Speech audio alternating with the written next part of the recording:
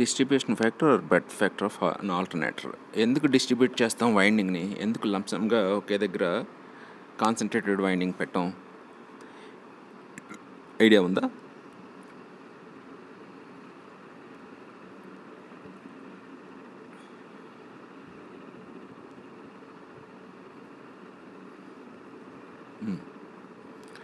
ఇక్కడ ఒక కట్ట వైండింగ్ చుట్టేస్తే, ఓకేనా, ఈ వైండింగ్ చుట్టేస్తే దీన్ని మళ్ళీ కనెక్ట్ చేయాలి కదా, అంటే ఒక దాంట్లో పెట్టాలి కదా డబ్బాల. ఇది ఒక 100 మెగావాట్ తయారు చేయాలనుకో, ఒక 100 మెగావాట్ జనరేటర్ తయారు చేయాలనుకో, డిస్ట్రిబ్యూటెడ్ వైండింగ్ కంటే ఒక కట్లా ఇలా కట్టేసి అక్కడెక్కడైనా పెట్టినప్పుడు టోటల్ ఫ్లక్స్ వచ్చి దీన్ని కట్ చేయలేదు, దీన్ని కట్ చేయలేదు. తర్వాత ఇక్కడే పెట్టేస్తే 100 మెగావాట్ పవర్ ఆల్టర్నేటర్ తయారు చేయడానికి కనీసం నాకు తెలిసి 50 times of that 50 times 100 times పైనే నార్మల్ డిస్ట్రిబ్యూటెడ్ వైండింగ్ కంటే ఉంటుంది. 100 టైమ్స్ పైన ఉంటుంది. ఓకే, సో డిస్ట్రిబ్యూటెడ్ వైండింగ్ ఎలాగుంటుంది? ఇందాక చెప్పాను,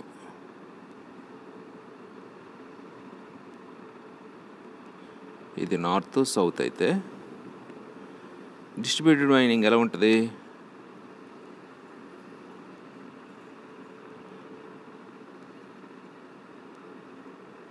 ఇలాగా స్లాట్స్ పెట్టి ఇందులో వైండింగ్ చూడతాం. ఇలా చెప్పాను కదా, ఇలా కట్ చేసి ఇలా చూసాం అనుకో, ఇది 4 పోల్ అయితే మనం ఇలా కట్ చేసాము, ఇలా చూసాము. అక్కడ ఫ్లాట్గా పెడదాం.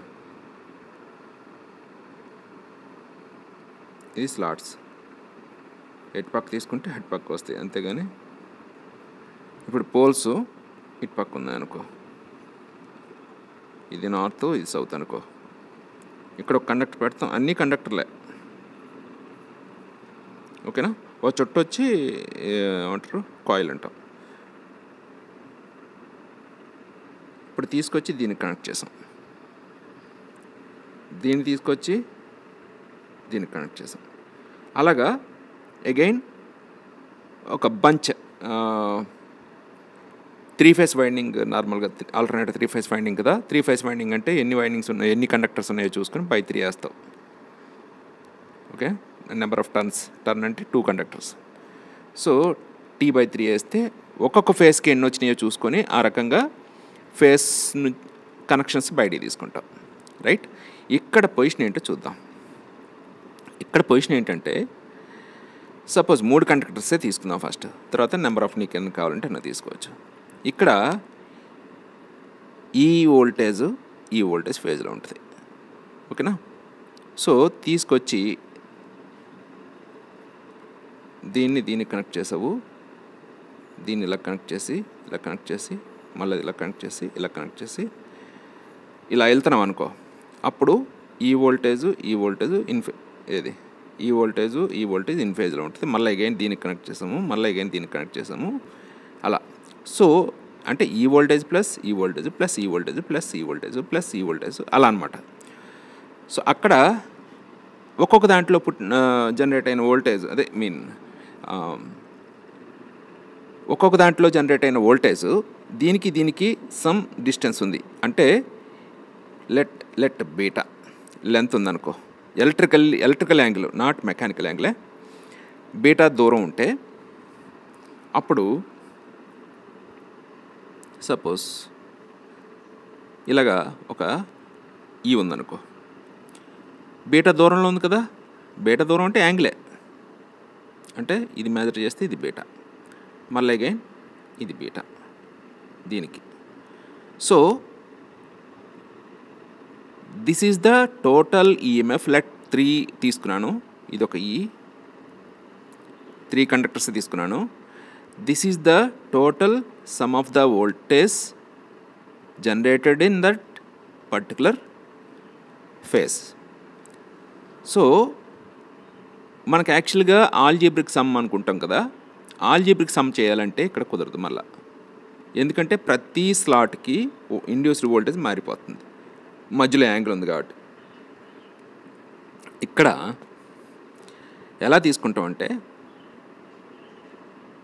This is the EMF with distributed winding. This is the EMF, resultant EMF of distributed winding. ఇప్పుడు ఇది ఈ యాంగిల్ మధ్యలో, ఈ రెండిట్ల మధ్యలో బీటా ఉంది. సో రెండు కలపాలంటే అగైన్ ఇది. దీనికి ఎలా చేస్తామంటే లెట్ టేక్ ఒక పాయింట్ తీసుకో, నువ్వు ఇలా యాడ్ చేస్తే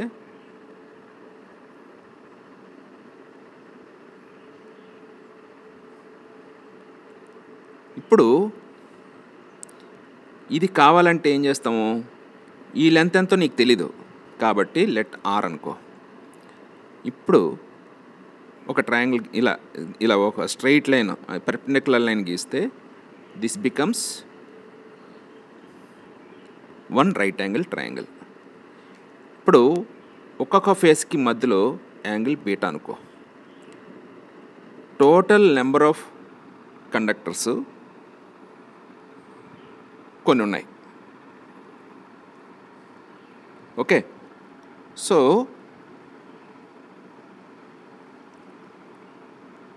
లెట్ అది ఎం అనుకో.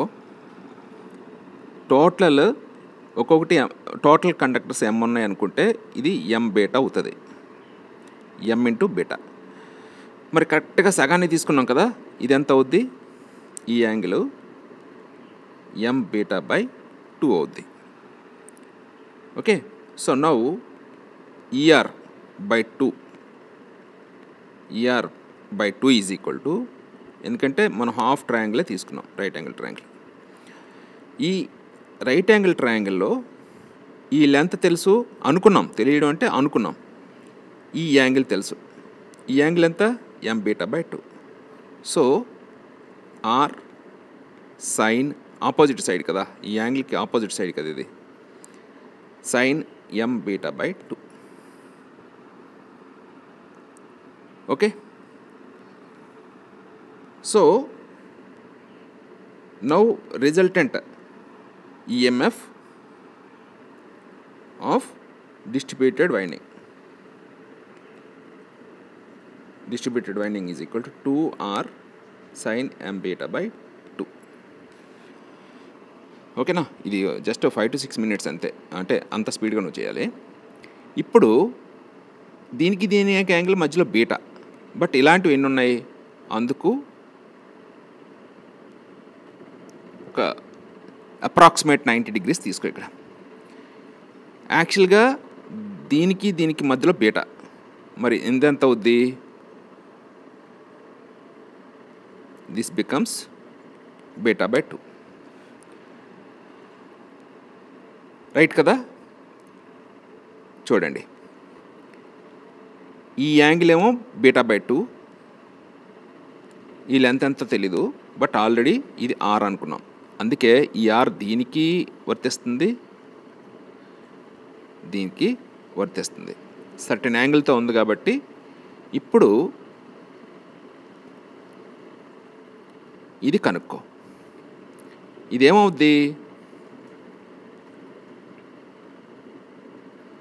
ఈ లెంత్ 6, ఇది బీటా బై 2.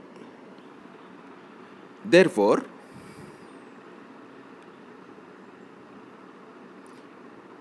ఈఎంఎఫ్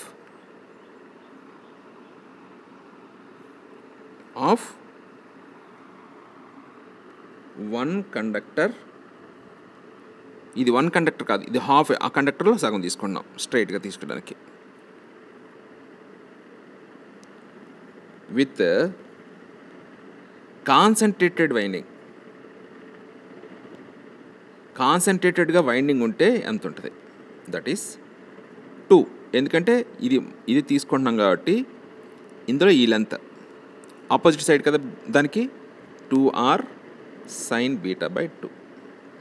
బట్ ఎన్ని కండక్టర్లు ఉన్నాయి అనుకున్నాం, EMF of EMF with of కాదు, కాన్సన్ట్రేటెడ్ వైండింగ్ ఈక్వల్ టు ఎం ఉన్నాయి అనుకున్నాం కదా, 2RM sin beta by 2. Now here that factors comes.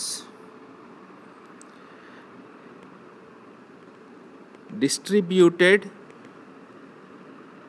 factor KD is equal to EMF with distributed winding by EMF with ఒకే దగ్గర ఉందనుకోండి concentrated winding is equal to distribute అంటే ఇగో ఇలాగా ఇలాగా ఇలాగా ఇవన్నీ సమ్ అనమాట. సో వెక్టార్ సమ్ కదా ఇది, ఆల్జిబ్రిక్ సమ్ కాదు ఇది. ఈ లెంత్ ఎంత వచ్చింది నీకు, ఇదంతా వచ్చింది 2R sin m beta by 2 by 2RM sin beta by 2. 2Rకి 2Rకి cancel అయిపోతే sin m beta by 2 by m sin beta by 2. దీనివల్ల అడ్వాంటేజెస్ కూడా ఉంది. ఓకే, చాలా అడ్వాంటేజ్ ఉంది. డిసడ్వాంటేజెస్ అంటే జస్ట్ ఫ్యాక్ట్ మనం ఓకే అసలు డిసడ్వాంటేజ్ కన్నా అడ్వాంటేజెసే ఎక్కువ, right. This is called KD, distribution factor of an alternator, right?